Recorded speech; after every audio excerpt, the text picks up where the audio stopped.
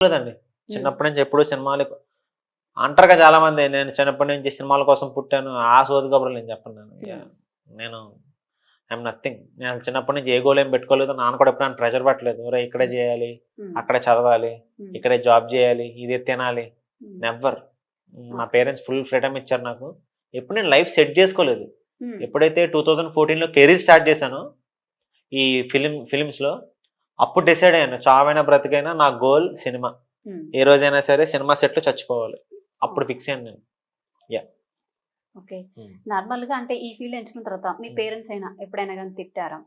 భయపడ్డారు. తిట్టలేదు గానీ, హ్మ్.